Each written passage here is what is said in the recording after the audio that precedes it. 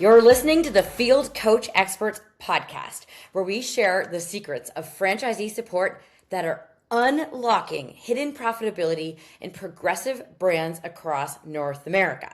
Today's episode is the one where you get Jen Brannon and myself, both from AC Inc., and we get to nerd out a little bit on some of our favorite topics. Today we're going to be talking again about consulting versus coaching. You might have heard us talk about this before, but it's something that as we go along and talk to more field teams and operations leaders and CEOs, it's like it hits this kind of like an aha moment. And so we just really think that we can't talk enough about the difference between consulting and coaching. So we'll get into that in a minute. But first of all, hi Jen, how are you?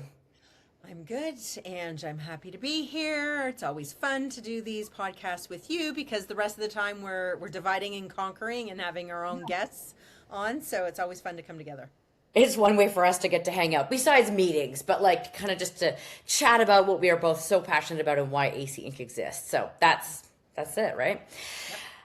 All right. Well, here's what I was thinking. You tell me what you think about this. But we have had the opportunity at a couple of different conferences recently to present about consulting versus coaching, and I want to make sure we talk about that in a minute, what that really means for people and why it matters, because it matters a ton and makes a big difference when you understand. But we've had that opportunity to present, and we used role playing. And so I thought it would be fun if we used the script.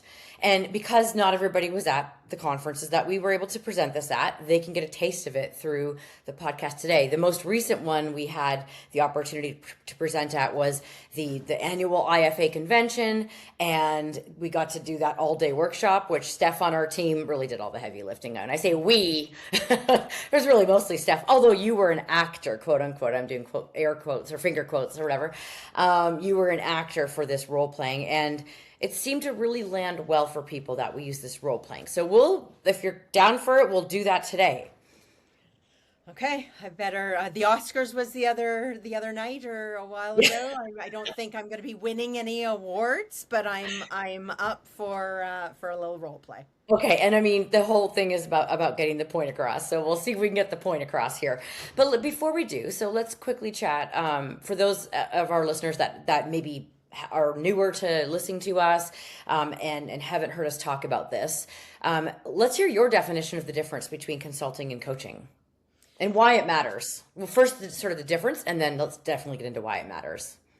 So there's a variety of things that fall under both the coaching and the consulting banner. And consulting quite often is what a lot of coaches fall into because we feel like our role as a coach is to teach and tell our franchisees. They have a question, we want to help solve the problem. And so we end up, when we're working with them in a coaching situation, telling them what to do. Whether it be, again, solving that problem or, oh, you need to do X, Y, and Z to hit your goals. And it's really, sometimes it's creating a dependence on the coach for the performance of the franchisee because, oh, I need my coach to tell me what to do. Whereas coaching, the idea of coaching is that we are empowering our franchisees basically to figure it out themselves. And what I don't mean by, drowning in like, oh, I don't know how to solve this problem, but the coach acts more like a proactive person who's asking questions to the franchisee to try to help guide the franchisee to potentially the answer of the problem, or to figure out themselves what they need to do, or even how to do it, or even what they want to do. Because in essence, as a franchisee, when it's our idea or we've come to a certain conclusion ourselves, we're way more apt to be bought in and actually do it. And so there's a real difference there between looking at coaches that are always consulting and looking at people who are really coaching, because consulting is always a piece of coaching. There's going to be opportunities where we have to consult, but it can't be that is what our coaching is and is only. Yeah, I'll throw in a couple things too. When what we talk a lot about this, that and of course one of the other places we had the opportunity to deliver this content was at Let's Grow, one of the Let's Grow conferences, and it's risky because when you use a consulting approach, a franchisee, which we've both been, we know how it feels, that when someone comes into your business or gets on a call with you and acts like they know more than you because they're the consultant with all the information, if you're not bought into that, needing that, maybe especially once you get a little bit more tenured and you're like, I know more about this business. It's my business in my market, and you're trying to tell me what to do. It creates a lot of disconnect, and people wonder why franchisees disengage with their support team.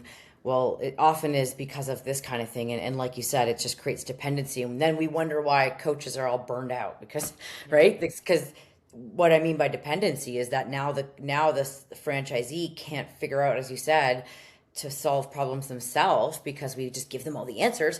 And so who do they call when they need help at 9 o'clock at night or when the coach is on their honeymoon, which we've literally heard that story from Abe on our team. So Yeah. yeah, so there's lots of risks. And then the coaching is equated with operational training and support. And that is what we really believe in. Coaching is actually got to be proactive. It's got to be based on goals. It's got to be based on action steps to meet those goals. And that's why we have our strategic growth coaching framework, so that the coaches, because they're like, well, what else am I going to do? That's my Yeah. job, right? Because Yeah. they don't know, they don't understand, they don't know how to do it, and it's not just about being strong operationally. So Mm. yeah.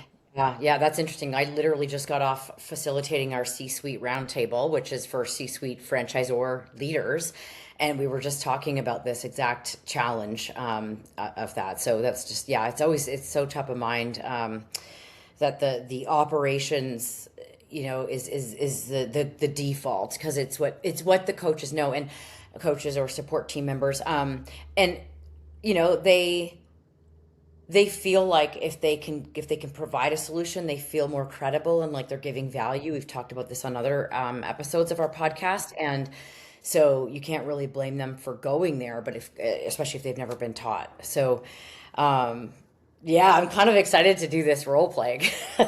It's pretty I think funny. let's preface this for our audience, right? This is really a scenario where what we want you to do is kind of listen and pull out what is this coach doing wrong.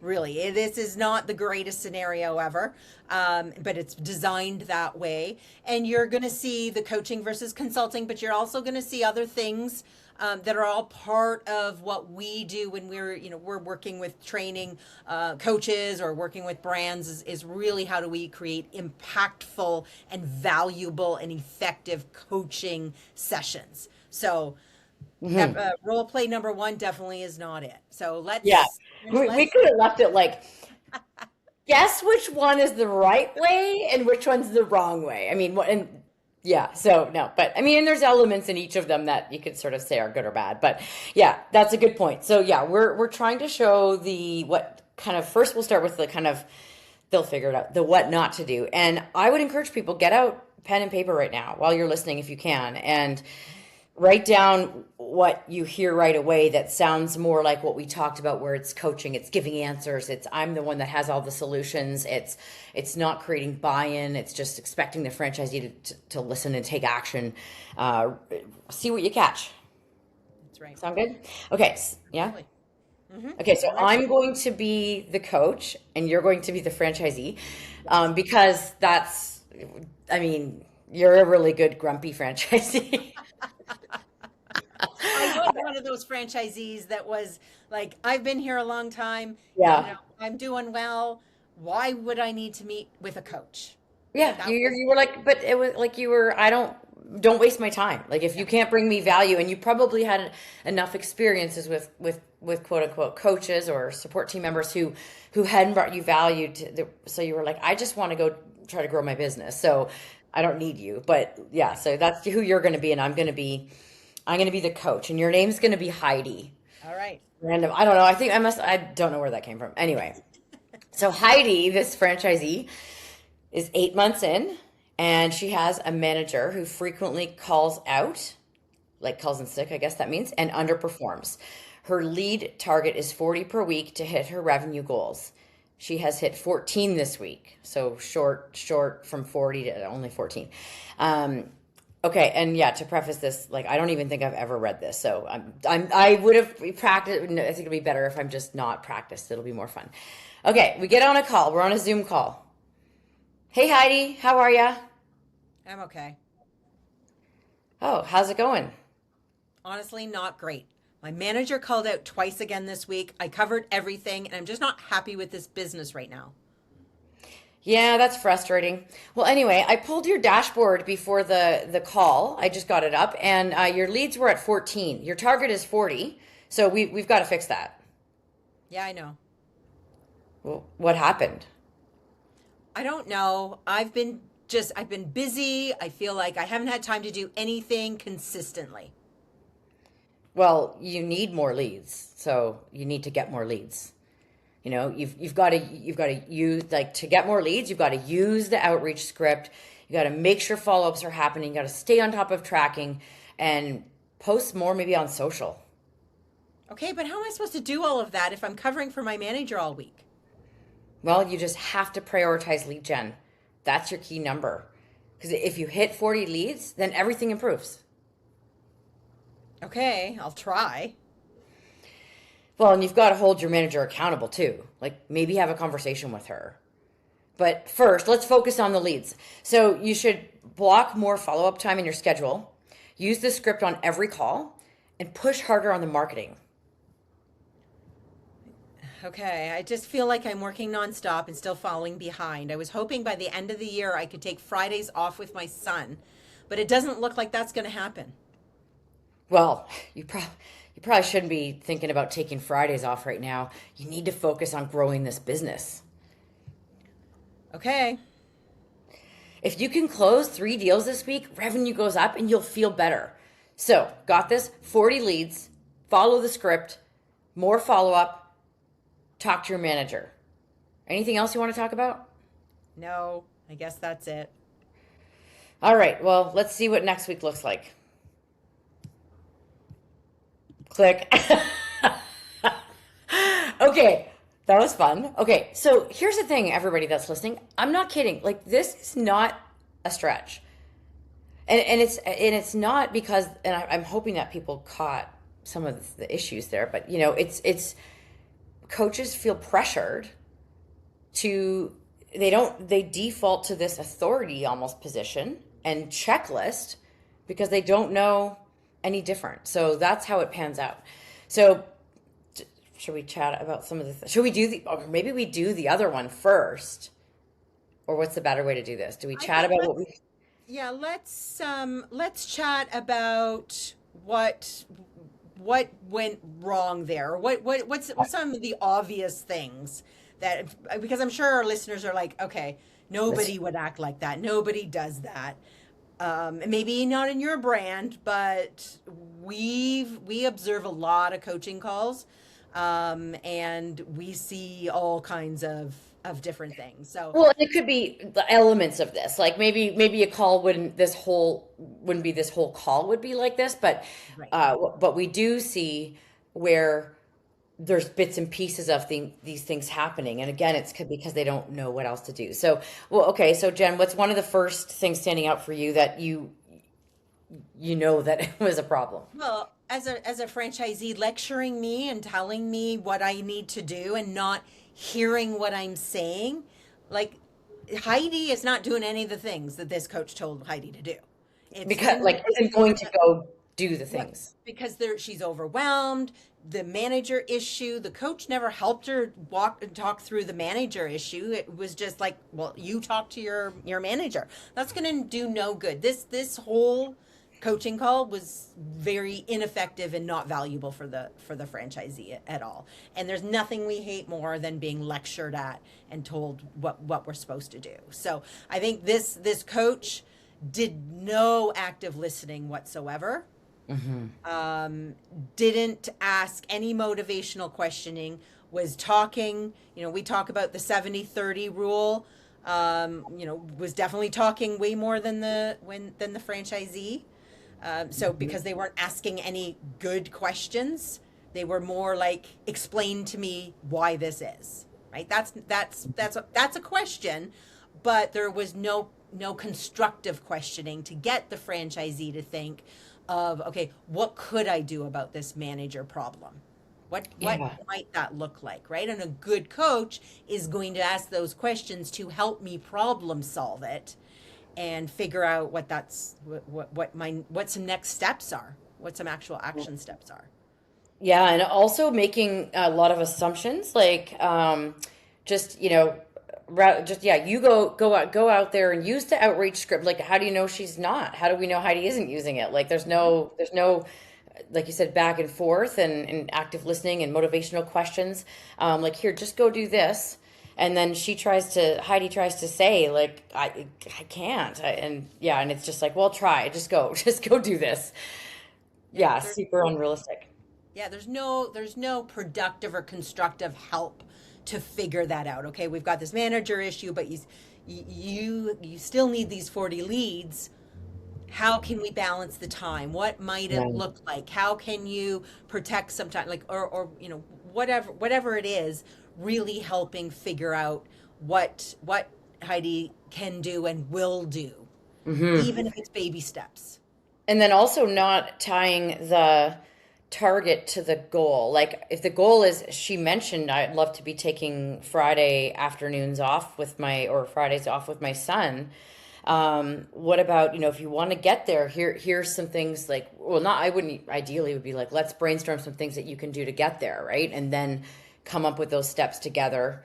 I mean, it was good that the coach summarized the steps at the end, but they weren't agreed upon steps. Yeah, exactly. And the Fridays off, what a huge missed opportunity by this coach, because that is the thing that and in all honesty, I was a single mom when I had my business, and my Hmm. time off with my son was a goal for me, and it was a motivator for me. So if my coach is on my side, who understands that this is important and uses that with me to, how are we going to make this happen?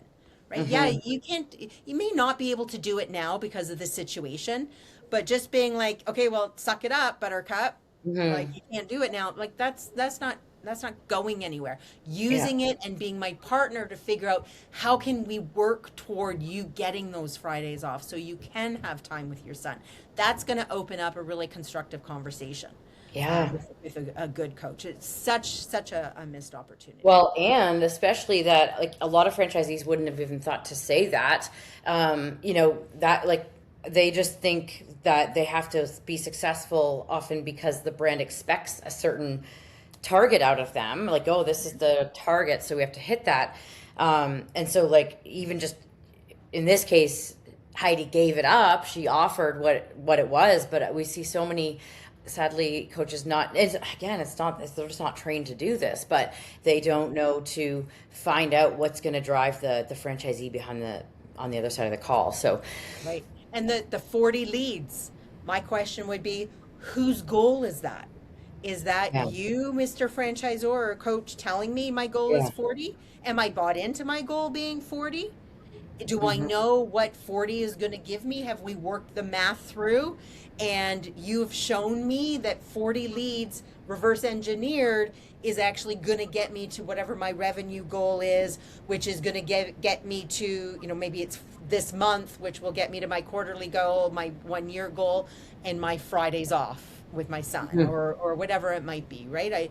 I think we do a lot of telling, especially in that first year, because of the benchmarks, right? To ramp up, you need to hit this and you need to hit that. We're not saying you don't have those benchmarks, but the hmm. important thing is you've got to get the franchisee bought into the fact that, yeah, I want to hit that benchmark.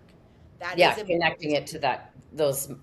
Yes. even if it's sort of micro goals of, like, taking time off, or Yep. doesn't always have to be the bigger why, bigger vision. That's It right. can be to, what do you want right now, right? Yep. Yep. Okay, well, should we roll into scenario B? Let's do. And again, we're not saying scenario B is like, perfect and don't take this role play and go tell your coaches and be like, this is a perfect role play Yeah. and this is how you should coach. It's just much improved, let's Yeah, say. we're trying. You can still pick it apart too if you want, but that's the That's, point. It's just like understanding the difference. So, okay, we get on this call. Here we go. Hi, Heidi. How are you? I'm good. Awesome. Well, tell me a win. Something really good that's happened in the business since we last met. We got 2 referrals from a past client. That's awesome. Like amazing. Why do you think you were able to get those 2 referrals? How did that happen? We followed up after the last service. Great. So that's intentional. You knew that that was something that might potentially lead to that. Is that follow-up now part of your regular process? Yep, we are going to do that consistently now. Okay, good. So anything else you've been thinking about to drive more referrals? I was thinking about creating a referral card, maybe offering 1 free service if someone refers a friend. Oh, I like that idea. Yeah, that sounds like it would make sense. So what would need to happen between now and when I see you in 2 weeks to move that forward? Like I just don't want you to get stuck, and then you can't make that happen. Let's talk that out. Well, I think I've been putting some thought into this, so I think I need to design the card first, then print it. I'm not sure how many copies, I'll figure that out. And then train my team how to mention it. Yeah, that's makes sense. That sounds great. Do you want to talk through any of those steps now just to see if there's anything that comes up, or do you feel like you've got a good handle on them? No, I've been thinking about it, and I really have, and I've actually jotted down the steps. So I think I just need to bite the bullet and make it happen and do it. Awesome. Well, that sounds good, and I can try to help you stay accountable to that. So, I'll add those steps to our action tracker, so it's in there, so we can look at that together when we meet next. Yeah, and I look forward to seeing those cards when they're done. So, before we review last week's action steps, is there anything you want to make sure we talk about before we end today? Yeah, I'm really frustrated because my manager called out twice again this week. I'm just not happy with the business right now. Yeah, I hear you. That sounds exhausting. We'll absolutely dig into that. If it's okay with you, I'd like to first review last week's action steps. You identified that 40 leads per week is the top of the funnel number that you need to consistently hit in order to reach your revenue goal that you're trying to hit. And last week you hit 14. So walk me through what happened. Let's see if we can kind of uncover what went on there. I just didn't execute all the things consistently. Okay, well, let's slow that down a little bit here because we want to make sure we can solve this. So, what specifically didn't happen? I didn't protect my follow-up block. And so, and I also, when I was doing them, I skipped using the script a few times and I didn't do all the tracking I'm supposed to do. Ah, okay. Well, first of all, good on you for this self-reflection. What got in the way of doing those things? Honestly, covering for my manager. Because I had to do that, I felt like my whole week I was just reacting instead of sticking to my plan and my calendar, that I know if I do, I'll get my stuff done. That's a tough one for sure, but it's helpful to know. So when the follow-up block wasn't protected and the script wasn't used consistently, what actually happened to your lead number? It stayed low. Yeah. So knowing that 40 leads is your target because that's what supports your revenue goal that you want to hit so that you can take time off with your son on Fridays. What needs to happen this week to move closer to 40? I just have to be diligent and protect my follow-up time, and I have to use the script every time. So what would that look like specifically, knowing that, sometimes you do have to cover for your manager or different things come up? So again, this is something I've been thinking about because I'm really disappointed that I let the week get away from me. So I'm thinking that I could block in my calendar, instead of the middle of the day, which is what I do now, if I block in my calendar from 8 to 9 a.m. every weekday, and then make sure, this is up to me, but I gotta use the script on every outbound call. Mm-hmm. Yeah, that sounds good. So how are you going to make sure that that time is protected? I'll, I'm gonna block it in my calendar right now. Like right after Okay, this, I not love right it. this Now we're second, but right after this call, I have okay. to. Good. I love that. I love the action that you're wanting to take there. It sounds like it's because you're motivated to hit that target. So I'm going to add that to our action tracker so that I can help you and make sure. So calendar blocked 8 to 9 a.m. daily. What might get in the way then of that? Well, like normal, if that manager calls in sick, it's. Okay. So what will you do if that does happen? Will in that time? I think I'm like, no matter what, I'm going to do that 8 to 9 block. And if I have to, because the manager calls in sick, then I'm going to open late, just a little bit late, but I'm going to open the store a little bit later than normal. Okay, so what are the consequences if you open late? Is that what's going to happen? I don't think it'll be a lot. I think it's worth it, because we really don't get a lot of customers then. And if I'm there, I'm usually just doing paperwork anyway. So I think I'll make the decision in the moment, if the manager's not there to open just that little bit later. Yeah, just get that hour in. Okay. Well, I really love how you're protecting your goals instead of reacting because that's what's going to help you grow. That's strong leadership. So let's come back to your manager for a minute. You mentioned concerns about her several times. It sounds like it's escalating. How is her calling out affecting you and the business? It pushes me or it pulls me into the business, and everything, all of the things, I have to do them. I have to work in the business, and it stresses me out because I feel like it's a big roadblock to me reaching my goals. My growth stalls, lead generation, obviously, all that activity. There's consequences of that, and I've allowed that to happen. Hmm. I know it's tough, but if you think about it over the next 6 months, if nothing changes, what's that going to look like? Gosh, I can't even imagine. I'll be totally burnout. You know what, on it, I can tell you I'll be burnout, and I'll be even more frustrated with this business, and our revenue is going to be flat. We're not going to grow because I'm not there growing the business. So what's then the downside of replacing her? Like, why not just replace her?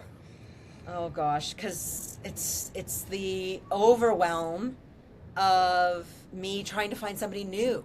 And what if I hire somebody worse than her? I mean, she's good when she comes, but what if I hire somebody else that it's just going to be as bad or worse? Yeah, but what if you hire someone else and they're strong and they're awesome? What changes then? That would be amazing. That would be amazing because then I'm going to have consistency.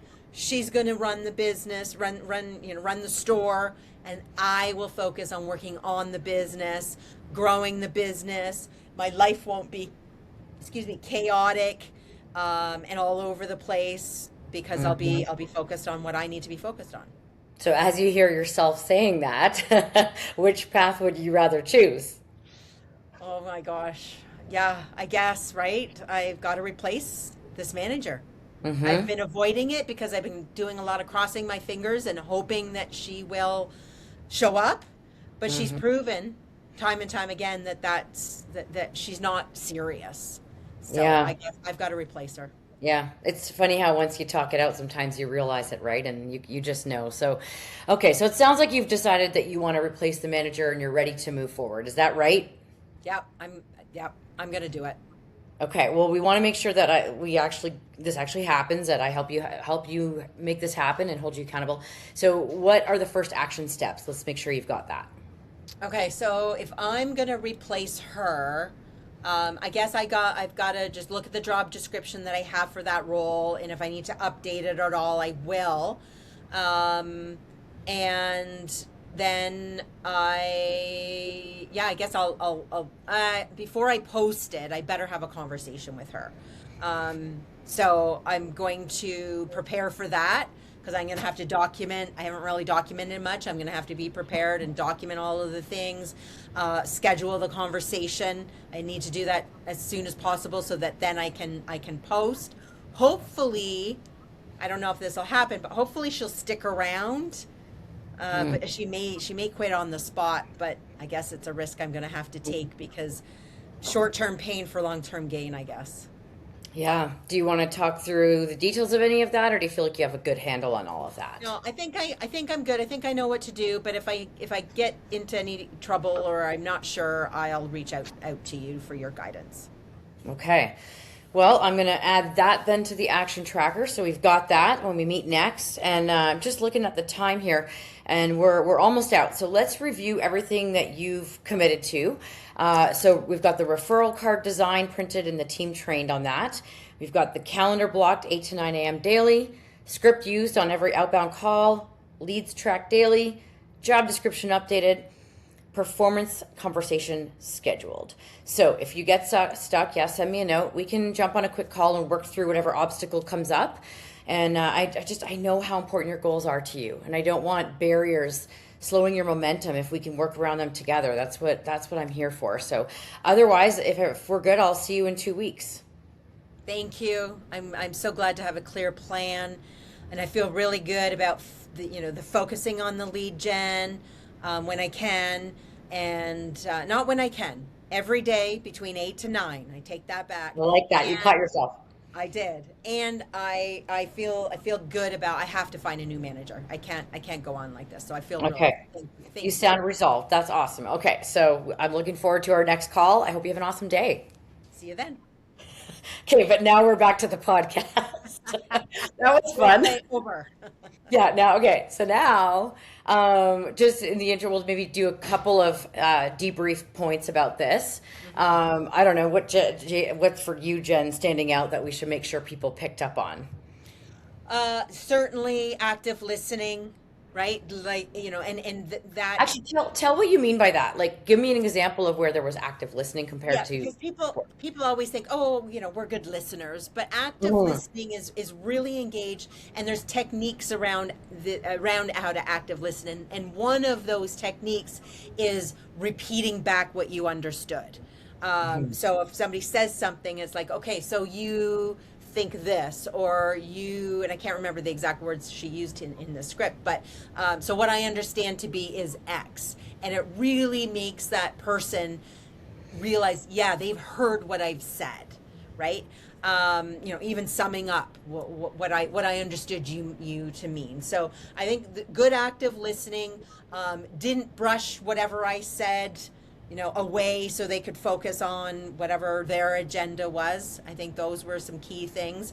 And I really felt that this role play, from Heidi's standpoint, was about Heidi, was about her goals, what she was going to do, her situation, and the coach asked questions instead of telling, to get Heidi's buy-in on actually getting rid of that manager. Like, I love the question of what would it look like if you found somebody awesome? And then that forces the franchisee to think, oh, yeah. And not just franchisees, humans in general. I find when Yep. someone challenges me on that kind of thing, like, what would that look like? It's amazing how you can, when you visualize it, it can really help your mindset differently. The one thing I really wanted to point out was the deep questioning too, like and what would that look like? Okay, so why does that matter? Or to keep going with. I think human nature is we don't go far enough often down the path of what are the consequences, and then I love also the getting out ahead of. Is anything going to come up as an obstacle or a roadblock that, like, if you say to me, no, I've got this. Okay, I'm going to treat you like an adult and trust that you do, and you'll reach out if you don't. But I love making people think about that, like what might get in the way. That's good, because when we get roadblocked, that's what it means, roadblock, and now we can't move forward. And it's like, let's make sure that's not going to happen. Yeah, and it prevents that, because when you don't do that and you assume that okay, you're going to hire a new manager, let's say, and you're assuming, oh, this person knows all the steps to hire a new manager, Oh, and then what happens is leave them alone, and you see them in 2 weeks or a month at your next coaching call, and it's like, okay, did you get that next manager hired? It's like, no, I couldn't find the job description, or I didn't know what to include on the job description, or so I just didn't do it. And yeah. that stops people from doing it. Whereas if the coach is like, let's talk it through if we need to, right? In this scenario, the person said no, Heidi said no, but they quite often will say, yes, can we? So I know what the steps are. And when you get that positive response that, okay, now I understand what to do and I'm feeling good about it and I'm going to do it. If Heidi doesn't do it, then your coach is able to say, hey, what happened? Yeah. Right? This is the accountability. Yeah. You said you had a plan and you understood it, because then the accountability comes from, was it really that she was roadblocked? Probably not. It was she allowed herself to get too busy. She didn't protect the time. Fear won the day, which fear quite often wins the day, and all these other things that then the coach can pull out so they can actually deal with the real obstacle. Which is not just, I didn't know how to do it. Or Yeah, yeah. I think one last thing on my mind is the when the person on the other side of the coaching call, in this case Heidi, has to say things out loud about what she's going to do. I think that creates buy-in, but it creates more commitment. It's like, I'm going, like instead of, it's that whole, when she said, I will block it in my calendar, I will do this. Like there's definitely a more ownership in that as well. So, yeah. And one of my favorites is always, and we this is kind of one of the cornerstones of our strategic growth coaching framework and our mindset as people who help brands with their coaching, is the action steps. Every coaching call has to have action steps that your franchisee is bought into doing, that you are then going to hold them accountable to.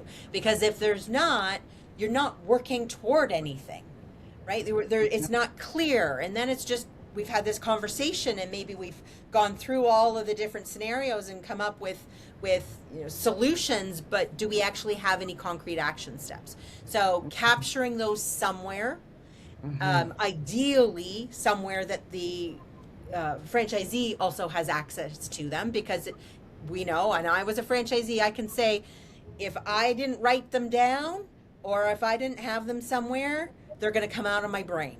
Yeah. So you're going to get distracted. There's so much going on as a franchisee. Yeah, exactly. Having them somewhere that I can see them, I know my coach is gonna hold me to them. It's coming up next time, because every coaching call, let's review your action steps from last time. How'd that go? That should be one of the first things that you're doing. Because if they're not doing their action steps, then we're not moving forward in the way that we want our franchisees to reach their goals. And so that's a really really key.